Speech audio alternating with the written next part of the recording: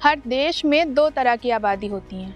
एक बहुसंख्यक यानी किसी धर्म या समुदाय की तादाद ज़्यादा होना, दूसरे अल्पसंख्यक जो संख्या में कम होते हैं यानी माइनॉरिटीज़। अब कुछ देशों में ये दोनों समुदाय साथ रहते हैं, पर कुछ देशों में अल्पसंख्यक सताए जाते हैं। हताश होकर वही लोग भारत जैसे देशों में आते हैं शरणार्थी के रूप में। इन्हीं शरणार्थियों के बारे में एक बड़ी खबर सामने आई है। नमस्ते, मैं हूं अनुष्का और आप देख रहे हैं स्वधर्म।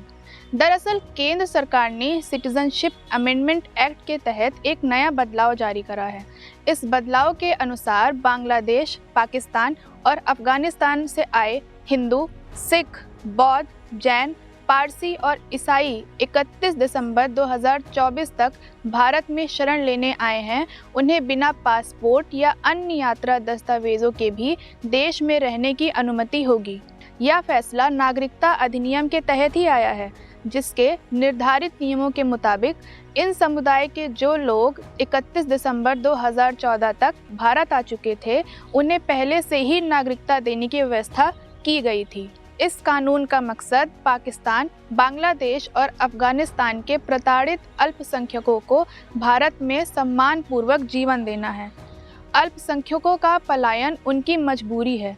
उनके ऊपर हो रहे हमले और प्रताड़ना की खबर लगातार आती है। अफगानिस्तान में अल्पसंख्यकों की संख्या 2.5 लाख से घटकर सिर्फ 700 हो गई है। बांग्लादेश में 19 सितंबर 2024 को चटगांव में हुई हिंसा में 200 से ज़्यादा घरों और दुकानों को जला दिया गया था। हाल ही में पाकिस्तान में 1000 अल्पसंख्यक लड़कियों का अपहरण कर जबरन धर्मांतरण कराया गया था। आखिर पाकिस्तान जैसे देशों से और क्या उम्मीद की जा सकती है? इन आंकड़ों से आप अंदाज़ा लगा सकते हैं उनकी पीड़ा का, लगातार हो रही मानहानि का। ऐसे में केंद्र सरकार का यह फैसला पलायन किए शरणार्थियों के लिए राहत की खबर है। आखिर क्या है CAA कानून?